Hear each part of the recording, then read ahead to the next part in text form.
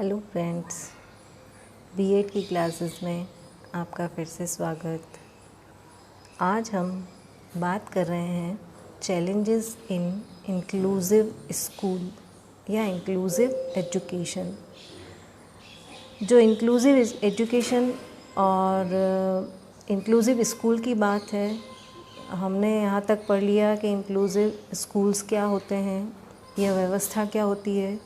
अब हम बात करने जा रहे हैं इसके संबंध में आने वाली चुनौतियाँ या इसके रास्ते में आने वाली चुनौतियों के संबंध में बात आज हम विस्तार से करेंगे। बीएड सेकेंड ईयर का पार्ट है, यह पेपर है educational management and creating an inclusive school, जिसकी यूनिट 4 के बारे में बात कर रहे हैं। इन चुनौतियों के बारे में अगर हम बात करें तो चुनौतियाँ किसके सामने आ रही है? विद्यालय के सामने, शिक्षकों के सामने, अभिभावकों के सामने, बालकों के सामने, और हमारी जो इससे संबंधित सरकार है, केंद्र सरकार या राज्य सरकार। जब यह इन सभी का मिलाकर एक जो शिक्षा का क्षेत्र बना हुआ है, उसमें अगर बालक अधिगम नहीं कर पा रहा है उस अनुरूप जैसी अपेक्षाएं की जा रही है इस व्यवस्था से, तो कोई ना कोई समस्या आ रही होगी सामने, कोई ना कोई चुनौती आ रही होगी। तो उन चुनौतियों में जो सबसे ज़्यादा प्रभावित होते हैं वह होते हैं बालक, जिसकी बात जिन अपवंचित या वंचित या अक्षम या पिछड़ा वर्ग कह लें, इन सभी बालकों के लिए इस प्रकार की व्यवस्था जो शुरू की गई थी, समावेशी विद्यालय या समावेशी शिक्षा की बात उन्हीं विशेष बालकों के लिए की गई थी जो इस शिक्षण अधिगम प्रक्रिया का पूर्ण रूप से फ़ायदा नहीं उठा पा रहे थे। तो इस क्षेत्र में हम सबसे पहले जो समस्या आई है या चुनौती आई है, जिसकी हम बात आज करने जा रहे हैं, शून्य अस्वीकृति, ज़ीरो रिजेक्शन। इसकी हम चर्चा करें तो हमने पहली बार ये शब्द सुना होगा बहुत सारे लोगों ने कि शून्य अस्वीकृति होती क्या चीज़ है, विशेषतः शिक्षा के क्षेत्र में या समावेशी शिक्षा के क्षेत्र में। तो सबसे पहले हम इसके बारे में बात कर लें, इसका मीनिंग हम समझें तो कहा जा सकता है कि किसी भी बालक को किसी भी परिस्थिति में विद्यालय में प्रवेश देने के लिए नहीं रोका जाना शून्य अस्वीकृति कहलाती है। किसी भी प्रकार से उसको अस्वीकार नहीं किया जाना, यही शून्य अस्वीकृति है। इसके बारे में प्रोफेसर एस.के. दुबे लिखते हैं, शून्य अस्वीकृति का आशय विद्यालय व्यवस्था की उस सकारात्मक प्रवृत्ति से है जिसमें अक्षम, अपवंचित, पिछड़े एवं सामान्य बालकों को समान रूप से प्रवेश की स्वीकृति होती है तथा उनके अधिगम स्तर में सुधार एवं समग्र विकास के लिए पूर्ण आशावादिता एवं सकारात्मक दृष्टिकोण का प्रदर्शन किया जाता है। इस प्रकार प्रत्येक क्षेत्र में शून्य अस्वीकृति एवं समावेशी स्वीकृति की स्थिति उत्पन्न हो जाती है। किसी भी प्रकार के बालक को विद्यालय में प्रवेश से रोकना या उसे इस प्रक्रिया में, शिक्षण अधिगम प्रक्रिया में भाग लेने से रोकना या उसके साथ सकारात्मक व्यवहार नहीं किया जाना, विरोध का प्रदर्शन किया जाना, उसे किसी भी प्रकार से रोका जाना, उसका शोषण किया जाना, इन सभी प्रकार की बातों पर रोक लगाना, यही शून्य अस्वीकृति कहलाती है। इस शून्य अस्वीकृति जो है उसके मार्ग में जो बाधाएं उत्पन्न होती हैं वह बाधाएं निम्नलिखित हैं। सबसे पहले हम बात करें शिक्षकों की उदासीनता। बहुत सारे विद्यालयों में ऐसी व्यवस्था देखी जाती है कि कोई इस प्रकार का बालक है, वंचित बालक है या किसी रूप में अक्षम बालक है, विकलांग बालक है या किसी भी तरह से उसमें योग्यता, सामान्य बालक जिसे नहीं कहा जा सकता, ऐसा बालक यदि विद्यालय में आता है तो सभी शिक्षकों का व्यवहार उस बालक के प्रति उदासीन ही रहता है, क्योंकि वह परिवार से भी इस स्थिति में आता है, या तो वह सामान्य बालक जो एक कक्षा में पढ़ता है उसकी उन सभी बालकों से उम्र में वह बड़ा होगा, क्योंकि वह उस तरह से उस स्तर तक सीख नहीं पाता है। परिवार के लोग भी उसे प्रवेश दिलाने में देरी करते हैं विद्यालय में, तो वह उन सामान्य बालकों से उम्र में अधिक होता है, तो शिक्षक उसे देखकर ही अपना एक व्यवहार उदासीन कर लेते हैं, एक नकारात्मक जो वातावरण है उसे दिया जाता है। उनकी संवेदना उस बालक के प्रति वैसी नहीं रहती जैसे कि सामान्य बालक के साथ उनका व्यवहार होता है। तो इस प्रकार की जो कमी देखी जाती है शिक्षकों की उदासीनता के कारण बालक या तो प्रवेश के बाद जल्दी ही विद्यालय आना बंद कर देता है, या उसके साथ ऐसा व्यवहार किया जाता है, वो बालकों के साथ मारपीट करता है, या बालकों के सीखने में भी बाधाएं उत्पन्न करता है। उसे वैसा माहौल प्रदान शिक्षकों द्वारा नहीं किया जाता है। उसके पश्चात हम देखें तो प्रधानाध्यापक की उदासीनता। शिक्षकों द्वारा जैसा व्यवहार उस बालक के साथ किया जाता है, उस बालक को प्रधानाध्यापक भी देखते हैं, मॉनिटरिंग करना उनका कार्य होता है। तो उस मॉनिटरिंग के दौरान जब वह कक्षा अवलोकन के लिए या विद्यालय अवलोकन के लिए रोज़ निकलते हैं प्रधानाध्यापक, तो वह देखते हैं कि ऐसे बालकों की व्यवस्था अलग से की जाती है या उसे अलग थलग बिठाया जाता है सब बालकों से। तो ऐसा जो व्यवहार है शिक्षकों का, उन पर कोई कार्यवाही की जाए या उस तरह की योजना का निर्माण किया जाए कि उनके लिए ऐसा रुचिपूर्ण माहौल बनाए प्रधानाध्यापक के द्वारा, विद्यालय में ऐसा माहौल तैयार किया जाए जिससे कि वह अधिगम प्रक्रिया को सुगमता से ले सके। उसके पश्चात अभिभावकों की उदासीनता के बारे में हम बात करें तो मैंने पहले भी कहा कि परिवार में ही जब बालक जन्म लेता है और वह ऐसी अक्षमता के साथ जन्म लेता है या बाद में भी उसमें अक्षमता आती है, तो परिवार के लोग ही उसके साथ नकारात्मक व्यवहार करते हैं कि यह बालक कुछ भी नहीं कर सकता। अगर वह घर पे धमाल कर रहा है, मस्ती कर रहा है, या दूसरे घर पे भी अन्य परिवार के अन्य बालकों के साथ मारपीट करता है या सीखने में थोड़ा मंद बुद्धि है, तो उसे विद्यालय में प्रवेश नहीं दिलाया जाता उसकी उम्र के अनुसार, क्योंकि उनमें एक डर रहता है कि यह बाहर जाकर भी ऐसा ही व्यवहार करेगा और उसके बाद उससे हमेशा यही कहा जा सकता है कि वह कुछ सीख नहीं सकता, वह कुछ कर नहीं सकता। तो इसका प्रभाव बालक की मानसिकता पर अधिक पड़ता है और वह इस बात को अपने अंदर तक ले लेता है कि मैं कुछ सीख नहीं पाऊंगा, तो वह सीखने का प्रयास भी नहीं करता है। तो अभिभावकों की उदासीनता भी उस बालक के प्रति रहती है। इसके बाद विद्यालय प्रबंधन की उदासीनता। जब ऐसी बात विद्यालय प्रबंधन की नज़र में आती है कि हमारे विद्यालय में ऐसे बालकों की संख्या है 2 या 3 या 4, एक भी बालक यदि ऐसा है, तो उसके लिए शिक्षकों से, प्रधानाध्यापक से, अभिभावकों से जो इसकी बैठक होती है समिति की, उसमें बात की जाए और उनके लिए एक सुगम रास्ता अपनाया जाए रुचिपूर्ण बालकों के लिए। मतलब जैसा बालक का व्यवहार है उसके अनुरूप उसके लिए माहौल तैयार किया जाए, शिक्षण अधिगम सामग्री द्वारा या किसी और माध्यम से उस बालक को विद्यालय में लाने का प्रयास किया जाए और सामान्य बालकों के साथ उन्हें शिक्षित करने का प्रयास विद्यालय प्रबंधन समिति के द्वारा भी किया जा सकता है। लेकिन इस मामले में वह भी उदासीन रहते हैं। इसके बाद हम बात करें विद्यालयों में संसाधनों का अभाव।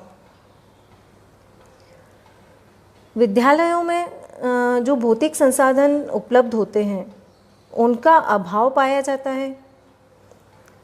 बालक जब ऐसे कोई अक्षम बालक होते हैं, जैसे किसी में श्रवण दोष होता है, दृष्टि दोष होता है, या कोई बोलने में असमर्थ होते हैं बालक, या कोई बालक किसी वर्ड को रिपीट करते हैं, या सामने वाले व्यक्ति को देखकर उसको उसके जो हाव भाव या उसकी जो क्रियाएं हैं उसका रिपीटिशन करते हैं, उसकी कॉपी करते हैं। कोई बालक विकलांग होते हैं, अपंचित बालक होते हैं, पिछड़े बालक होते हैं। तो यह सभी जो बालक हैं इनकी स्थिति को ध्यान में रखकर विद्यालय में जो भौतिक संसाधन होते हैं वह कम होते हैं। इस प्रकार की सुविधाएं उन्हें प्रदान नहीं की जाती है जैसा कि उन्हें चाहिए। यदि कोई विकलांग बालक है तो वह अधिक चल नहीं पाएगा, तो उसके लिए व्हील चेयर की व्यवस्था या रैंप की व्यवस्था या इस प्रकार की कोई व्यवस्था जिससे उसे विद्यालय तक आने में या विद्यालय तक आ जाने के बाद भी कक्षा में या इधर उधर जाने आने में सहायक हो सके।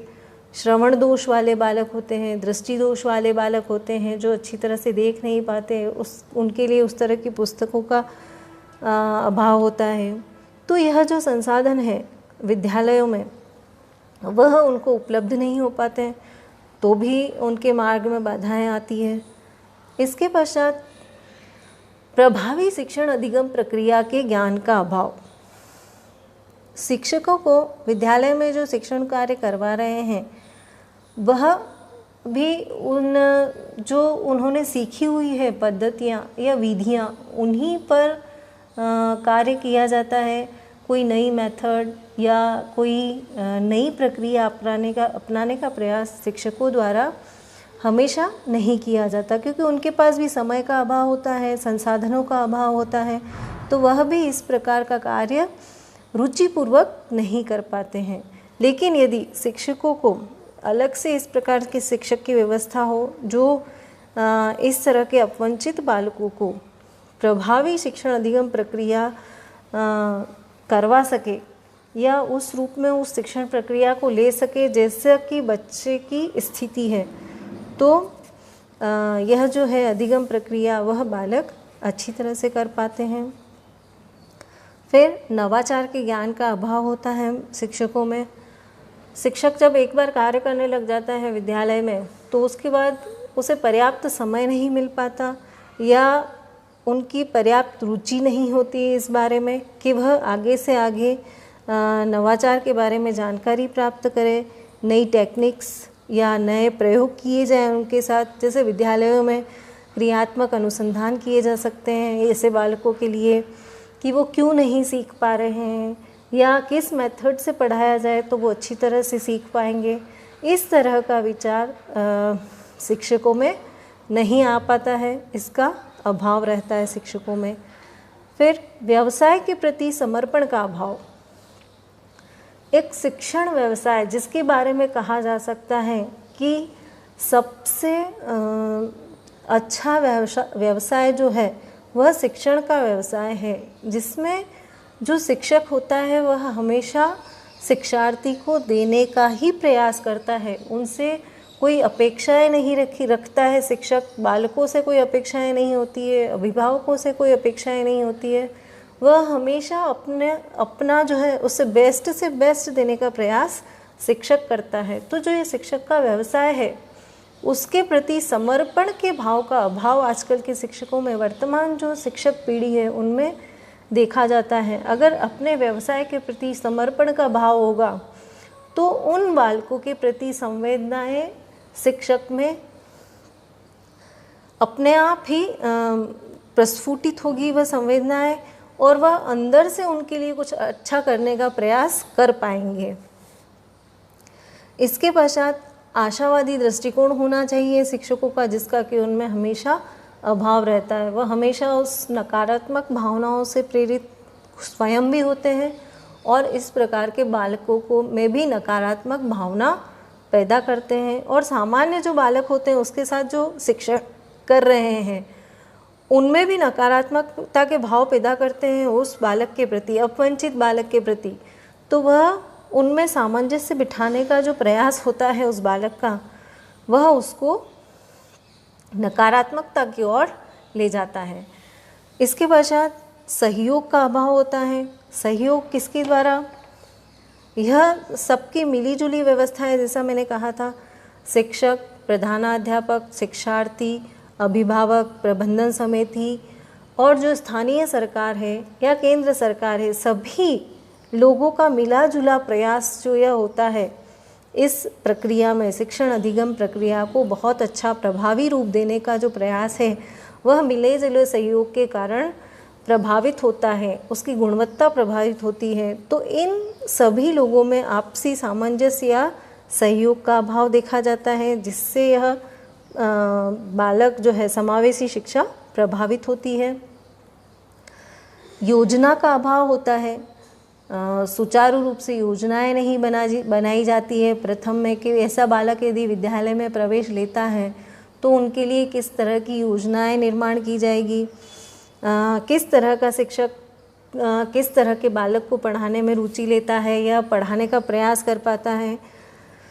एक शिक्षक को यदि विद्यालय में इस प्रकार के बालक ज़्यादा नहीं होते, एक शिक्षक को उसकी केवल देखरेख का कार्य दे दी जाए, जैसे कि अडॉप्शन होता है, गोद लिया जाता है। अभी सरकार में भी जैसे कोई अधिकारी है तो वो एक गार्डन गोद ले लेता है या एक गांव गोद ले लेता है, इस प्रकार का जो प्रयास किया जाता है। तो इस प्रकार का प्रयास विद्यालयों में भी किया जाता है कि एक शिक्षक को एक बालक की जो है देखरेख दे दी जाए उनको, या उनको गोद दे दिया जाए, जैसा भी उसके सभी प्रकार की क्रियाओं का अवलोकन वह शिक्षक करेगा और निर्णय लेगा कि उसे किस प्रकार से इस विद्यालय में समायोजन के प्रयास, शिक्षकों के साथ समायोजन, अन्य विद्यार्थियों के समायोजन करने में, शिक्षण अधिगम प्रक्रिया को प्रभावी बनाने में किस प्रकार से सहयोग दिया जाए। इस प्रकार की योजना का विद्यालयों में अभाव देखा जाता है। फिर सकारात्मक दृष्टिकोण का अभाव, जैसे सभी की हम बात कर रहे हैं, अभी तक जो भी बिंदु हमने देखे, तो सकारात्मक दृष्टिकोण हमेशा हमें ऊपर की ओर ले जाता है और नकारात्मक दृष्टिकोण हमें हमेशा नीचे की ओर ले जाता है।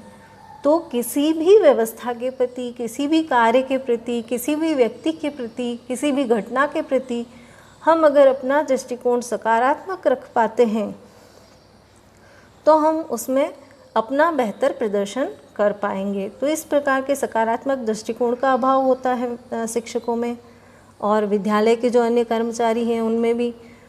उसके पश्चात व्यापक दृष्टिकोण का अभाव, ब्रॉड व्यू जो होना चाहिए, संकुचित दृष्टिकोण नहीं होना चाहिए किसी भी व्यक्ति के प्रति, किसी भी प्रक्रिया के प्रति। अगर हमारा दृष्टिकोण संकुचित है तो हम उसी दायरे में रहकर उस कार्य को करने का प्रयास करते हैं।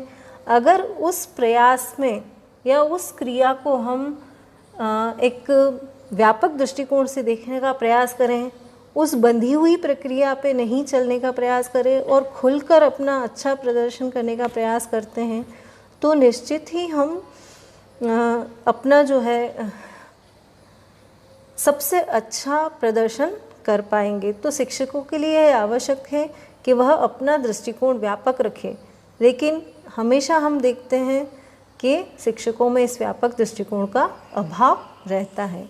तो यहाँ तक तो हमने बात की शून्य अस्वीकृति के मार्ग की जो बाधाएं हैं उनकी। अब हम बात करते हैं शून्य अस्वीकृति के उपाय। यह जो शून्य अस्वीकृति की जो प्रक्रिया है या शून्य अस्वीकृति के रास्ते में जो बाधाएं आ रही है उनकी हमने बात की और उसके बारे में उपाय क्या किए जा सकते हैं वह अगर हम देखें तो शिक्षकों में शून्य दर्शन के प्रति जो शून्य अस्वीकृति है उसके दर्शन की समझ विकसित होना। अब जब हम दर्शन की बात कर रहे हैं तो वही बात हो जाती है कि सभी का अपने अपने देखने का, अपने अपने विचार प्रस्तुत करने का तरीका अलग अलग होता है, लेकिन इसका मुख्यतः शून्य अस्वीकृति जो शब्द है या शून्य अस्वीकृति जिसे कहा जा रहा है या जो प्रोसेस है यह वह किस प्रकार से कार्य करती है, इसकी अवधारणा क्यों दी गई, समावेशी विद्यालयों में या समावेशी शिक्षा में इस प्रकार की अवधारणा का जन्म क्यों हुआ, इस दर्शन को यदि शिक्षक समझ लेते हैं समझने का प्रयास करते हैं तो यह सारी समस्या अपने आप ही ख़त्म हो जाएगी और इस बारे में अन्य कोई प्रयास करने की आवश्यकता नहीं होगी। फिर शिक्षकों में वंचित छात्रों के प्रति संवेदनशीलता बढ़ाई जानी चाहिए। जैसा मैंने अभी पहले बात की कि शिक्षकों में संवेदनशीलता की कमी होती है। संवेदनशीलता की क्यों कमी होती है? क्योंकि इसके बहुत सारे कारण हो सकते हैं। एक कारण हम इसके लिए नहीं दे सकते, समय का अभाव, संसाधनों का अभाव, रुचि का अभाव, और कहते हैं कि बर्डन बढ़ गया है समय का, या समय सीमा है, या किसी दूसरे काम में लगा दिया जाता है। तो इस प्रकार की जो व्यवस्था होती है तो उसमें शिक्षकों की जो संवेदनशीलता ख़त्म होती जा रही है बालकों के प्रति, अपने व्यवसाय के प्रति, शिक्षक का जो व्यवसाय है उसके प्रति संवेदनशीलता ख़त्म होती जा रही है। तो वह अपना जो प्रयास है वह उतना बेहतर नहीं कर पाते हैं। तो शिक्षकों में वंचित छात्रों के प्रति, या वंचित छात्र ही क्यों, सामान्य छात्रों के प्रति भी संवेदनशीलता होनी चाहिए, या सभी बालकों के लिए संवेदनशीलता होनी चाहिए। जैसे कि हम बात करते हैं जो भी नीतियाँ बनी हैं, शिक्षा के अधिकार हैं, बाल अधिकार हैं, तो सभी बालक समान होते हैं और सभी के साथ समान व्यवहार किया जाना चाहिए। इसके बाद अभिभावकों में बाल अधिकारों की समझ विकसित होना। अभिभावक ही नहीं जानते कि हमारे बालकों को क्या क्या अधिकार प्राप्त हैं सरकार द्वारा और वह किन अधिकारों से वंचित रह रहे हैं। इन अधिकारों की समझ अभिभावकों में अगर बढ़ेगी तो वह अपने बालक के प्रति या ऐसे वंचित बालकों के प्रति अधिक प्रयास कर पाएंगे। इसके पश्चात प्रधानाध्यापक द्वारा विद्यालय के वातावरण को सकारात्मक बनाना। प्रधानाध्यापक विद्यालय का हेड होता है, सारी व्यवस्थाएं उन्हीं की देखरेख में चलती है। उसे बेहतर बनाने का प्रयास प्रधानाध्यापक द्वारा किया जा सकता है।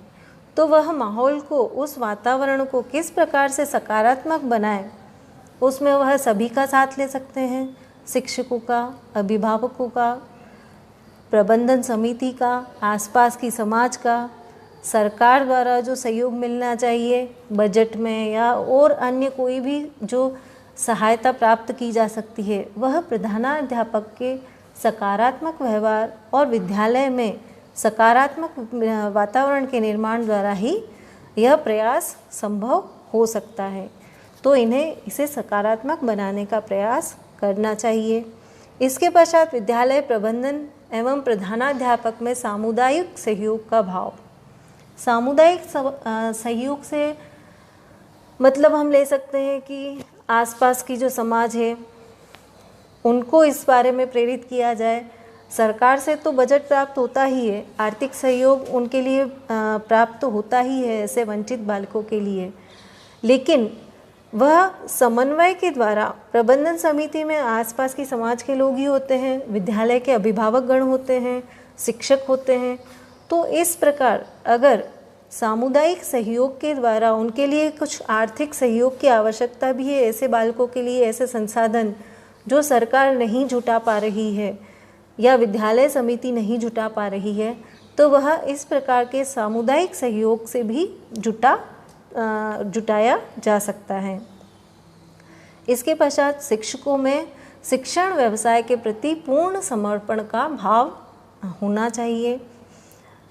जैसा शिक्षण व्यवसाय के बारे में हमने पहले भी बात की अभी वीडियो में कि शिक्षण व्यवसाय ऐसा व्यवसाय है जिसे कि सबसे अच्छा व्यवसाय माना जाता है।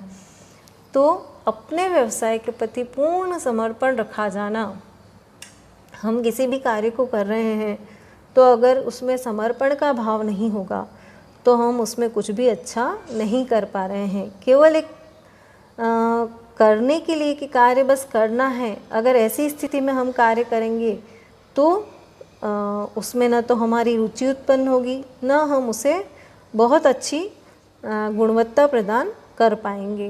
तो समर्पण का भाव शिक्षकों में होना चाहिए। आज हमने बात की शून्य अस्वीकृति के बारे में, उसके मार्ग की बाधाओं के बारे में और शून्य अस्वीकृति के उपाय के बारे में। Thank you.